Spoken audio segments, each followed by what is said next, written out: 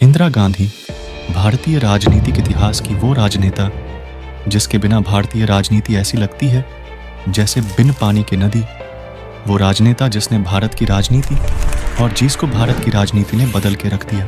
वो राजनेता जिसे भारत की आयरन लेडी कहा जाता है।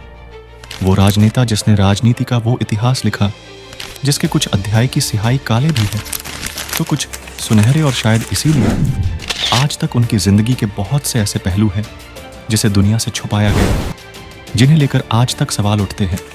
जैसे कि नेहरू की बेटी गांधी कैसे बन गई, कैसे एक पुरुष प्रधान देश पर एक महिला ने अपनी हुकूमत चला ली, और कैसे इमरजेंसी जैसे काले फैसले के बाद भी वह चुनाव जीत गई। अगर आपके मन में इनमें से एक भी सवाल है तो इस वीडियो को लास्ट तक ज़रूर देखना, क्योंकि आज हम आपको इंदिरा गांधी की ज़िंदगी से जुड़े वो सच बताने जा रहे हैं जो शायद ही आपको पता होगा। इंदिरा का जन्म 19 नवंबर 1917 में इलाहाबाद में हुआ था और इनका नाम इंदिरा प्रियदर्शनी था। आप उन्हें इंदिरा गांधी के नाम से जानते हैं। हम आपको इनका नाम का पूरा किस्सा भी बताएंगे। उन्हें प्रियदर्शनी और गांधी नाम कहाँ से मिला। इंदिरा गांधी को बच्चा बच्चा भी जानता है। देश की पहले प्रधानमंत्री के बेटी होने से लेकर देश की पहली महिला प्रधानमंत्री बनने तक उनकी जिंदगी कभी भी आम नहीं रही। अपने कार्यकाल में इंदिरा ने देश में सबसे बड़े बदलाव किए जिनकी चर्चा आज भी राजनीतिक पार्टियां करती है। इंदिरा गांधी ऐसी महिला नेता थी जिन्हें आज तक भारत की कोई भी महिला नेता टक्कर नहीं दे पाई है। लेकिन इंदिरा गांधी में ऐसी क्या खास बात थी कि आज भी महिला नेता की मिसाल दी जाती है। तो चलिए आपको पूरा किस्सा बताते हैं। असल में मेरा विश्वास जातिवाद में नहीं। कुछ लोग हैं वो समझते हैं कि केवल तोड़ फाड़ से ही कोई आगे बढ़ सकता है। और साथ ही मैं अपनी आवाज वहां भी पहुंचाना चाहती हूं जो न रेडियो द्वारा न इंसान लेकिन हृदय के द्वारा पहुंचती है। इंदिरा को बचपन से राजनीति में काफी शौक था, जिसकी बड़ी वजह थे उनके पिता जवाहरलाल नेहरू, जो कि भारत के आज़ादी में लड़ने वाले बड़े नेताओं में से एक थे।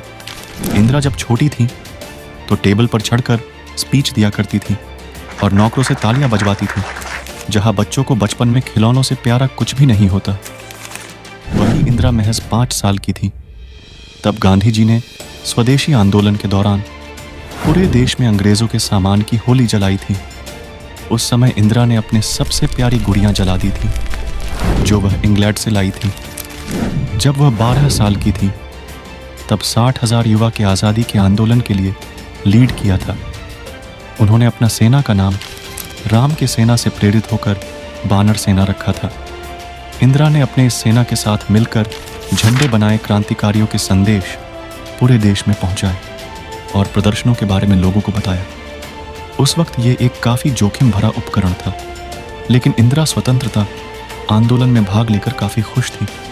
अब बात करते हैं इंदिरा नेहरू कैसे बनी। इंदिरा के पिता पंडित जवाहरलाल नेहरू देश के बड़े नेता थे। इस वजह से वो अपने घर पर ज्यादा ध्यान नहीं दे पाते थे। ऐसे में इंदिरा पर नेहरू को देश प्रति लगाव देखकर इसका असर पड़ता था।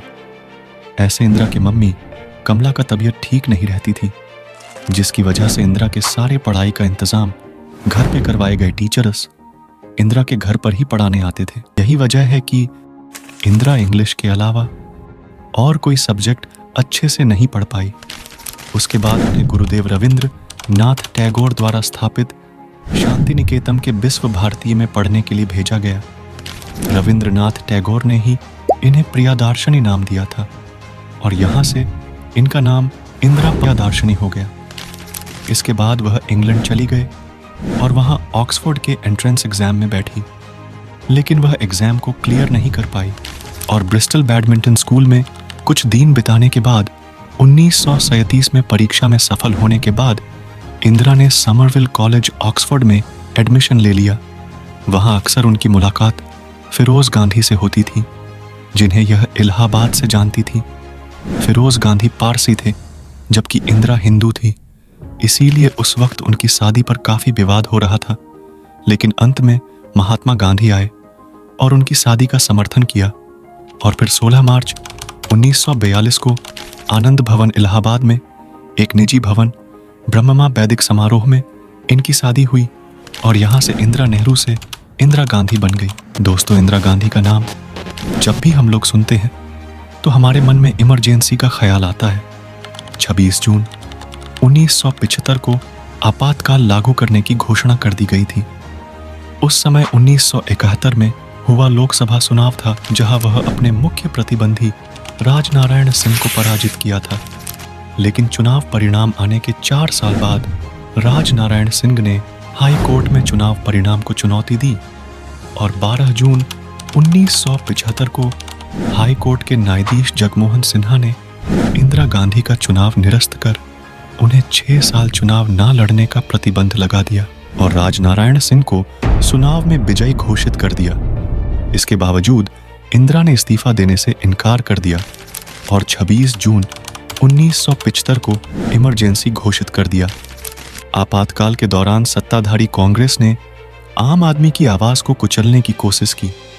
इंदिरा ने अपने मौत से ठीक एक दिन पहले 30 अक्टूबर 1984 को ओडिशा में एक भाषण में कहा था, चिंता नहीं है कि मैं जीवित रहूं या नहीं रहूं, मेरी लंबी उम्र रही है और मैं ये इस पर मुझे अगर गौरव किसी चीज पर है तो इस पे है कि सारा जीवन मेरा सेवा में गया, केवल इसके गौरव है और किसी चीज नहीं। और जब तक मुझमें सांस है तब तक सेवा ही में जाए और जब मेरी जान जाएगी तो मैं कह सकती हूँ कि एक एक खून का खतरा जितना मेरा है वो एक एक खून एक भारत को जीवित करेगा। भाषण देने के ठीक अगले दिन ही इंदिरा गांधी की हत्या हो जाती है। इंदिरा को इनके ही सिख बॉडीगार्ड ने गोली मारी थी। सुबह 9:30 बजे उन्हें एम्स में दाखिल किया गया और 2:20 पर उन्हें मृत घोषित कर दिया गया। इंदिरा पर एक स्टेन गन और पिस्तौल से कुल 31 गोलियां दागी गई थी, जिसमें से 30 उन्हें लगी थी और 23 गोलियां उनके शरीर से आर पर हो गई थी और 7 शरीर में थी, जिसे ऑपरेशन से निकाला गया। इंदिरा एक शक्तिशाली नेता तो थी ही और साथ ही उनके लोहो जैसे मजबूत इरादों ने पड़ोसी देश के भी मुद्दे संभाले और मजबूत विदेश नीति भी बनाई। उनके मजबूत इरादों को देखते हुए मीडिया ने उन्हें आयरन लेडी का दर्जा दिया।